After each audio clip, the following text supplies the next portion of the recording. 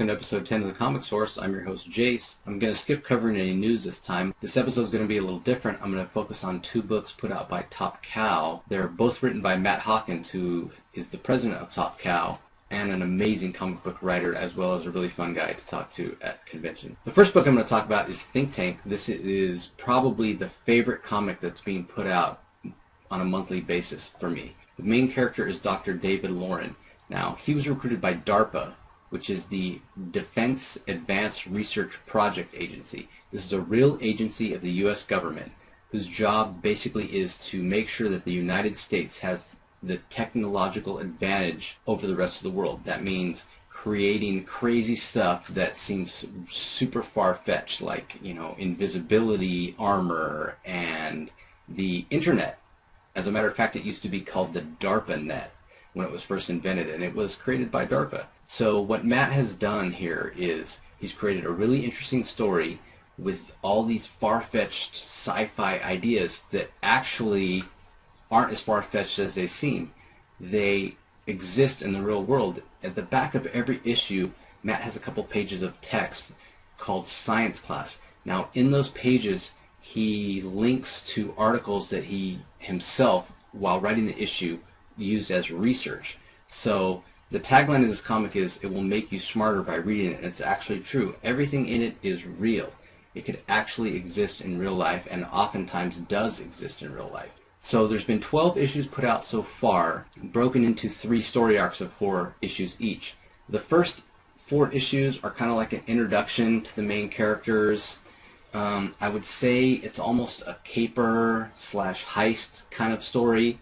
Originally, when they first started the series, they being Matt Hawkins and Rahsaan Ekedal, the artist, they only thought that they were going to produce 4 issues. But it had enough traction that they decided to commit to 20 issues, and I'm pretty sure they'd love to produce more than that.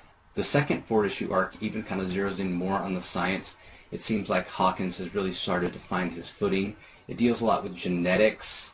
He finds a way to use real-world science, make it super interesting, make it fun, and it fits seamlessly in with a comic book. I mean, the story's just so engrossing. You read it, it seems so fanciful, and then you get to the back of the issue with the science class and realize that this stuff is out there, it's real, it's happening. It's just really, really cool. The third arc spins right out of the second arc. It's Outbreak. It's basically the application of the genetic things that happened in the second arc. And I have to say the third arc was my favorite. It just had a super crazy last issue. It was awesome. I loved it. Now, I've been told by some friends whose opinion I respect that the main character can come across a bit snarky, and Matt Hawkins himself has said that when he's writing this book he tends to get a little snarky. I hope despite that you guys give this book a try. It gets my highest possible recommendation. If you never pick up a single book I recommend other than this, I'm okay with that. This is one of the best comics being put out today. Let me talk a little bit about the art by Rahsaan Ekedal. It's not your typical comic book art. I should tell you that these first 12 issues have been put out in black and white, and I almost feel like Rahsaan's art is the comic book equivalency of documentary filming. And by that I mean there's not a lot of fluidity from panel to panel most of the time.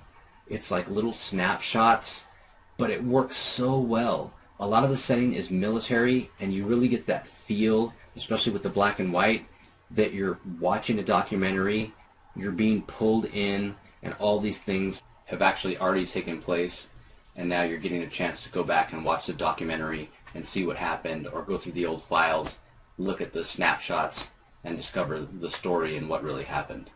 It's a very interesting way of looking at the book, and while I won't say that Rahsaan's art is highly realistic, his rendering is really strong. There's just enough of kind of a comic book feel to the art, especially in some of the action shots.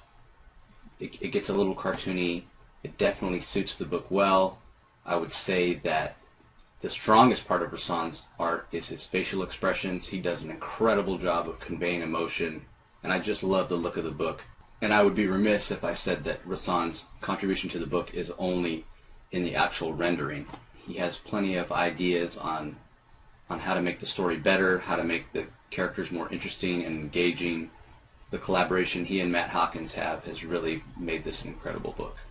Now the other thing that I should mention is that the art is actually going to be in color soon. This summer, Hawkins and Ekadal are actually putting out what they're referring to as Season 2 of Think Tank. Now it won't actually be called Season 2, but they're going to be putting out it in color because they feel so strongly about the book. They don't want anyone to have the excuse that, well, it's black and white, that's why I don't pick it up. Anyway, between Season 1 and Season 2, they're putting out a one-shot. It's about one of the characters that Dr. David Lauren has had interaction with in the first 12 issues, and it deals with the real-life problem of post-traumatic stress syndrome that soldiers that go to war deal with. Now the last thing that Matt Hawkins is trying to do is make fun of people with PTSD. And in fact, while doing research for this one-shot, he decided he was going to donate any money he would make off of any sales of this issue to the Wounded Warrior Project. So I'm going to put a link down here at the bottom.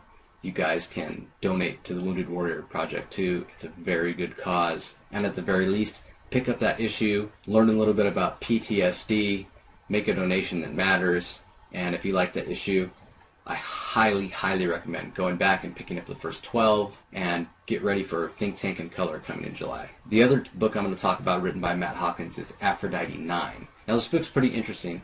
It's set 700 years in the future and it stars an assassin known as Aphrodite 9. And there's a lot of information given out a few weeks ago at WonderCon. So basically, in the pages of Cyberforce, what's going on is, in order to prepare for the next stage of human evolution, there's a corporation that's trying to delay the inevitable. They're trying to keep the human race alive a little longer so they have time to enact what they're going to call the Aphrodite Protocol. Basically, it's creating the next step in human evolution that can survive this catastrophe that's going to happen and destroy the human race.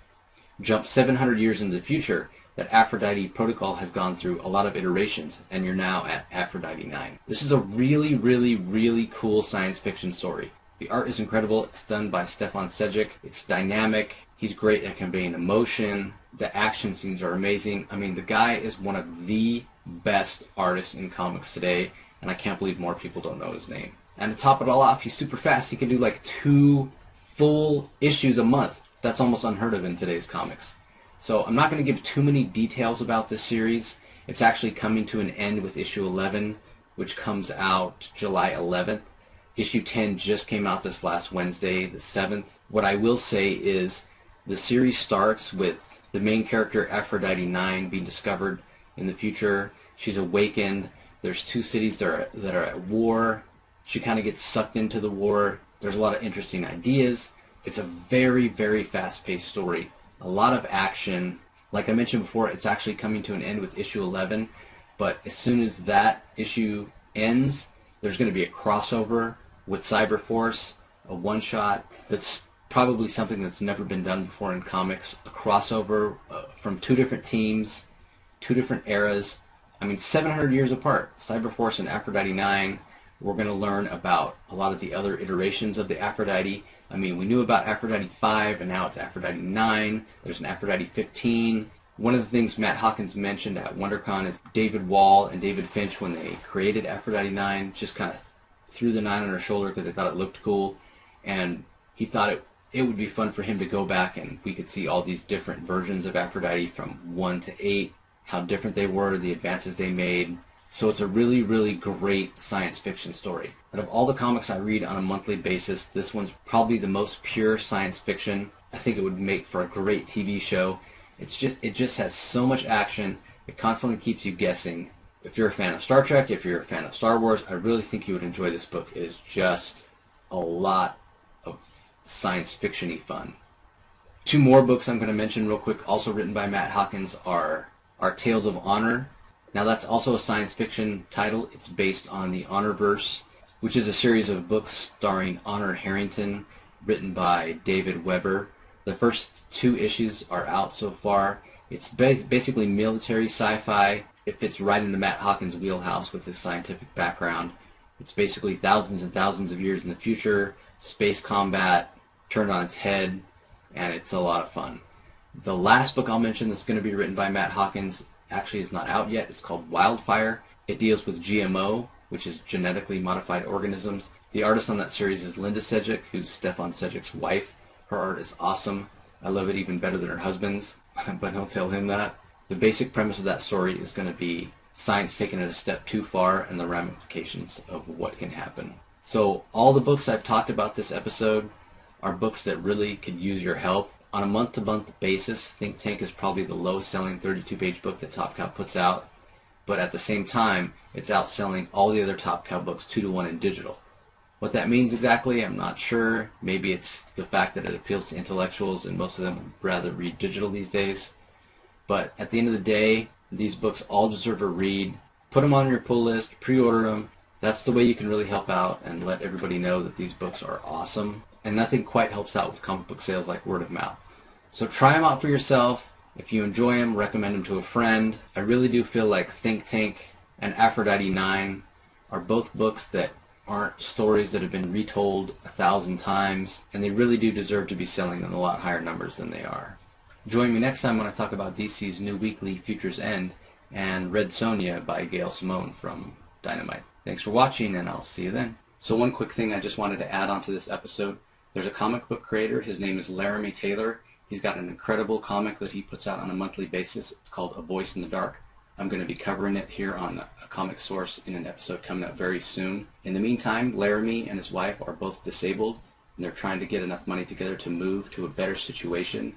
He has a GoFundMe page. I'm going to put the link down here. He's just asking for a little help. Go and make a small donation. Let's help Laramie get in a better position so he can put out even more great comics. This is the kind of guy who will definitely pay it forward. He's one of the strongest individuals I know.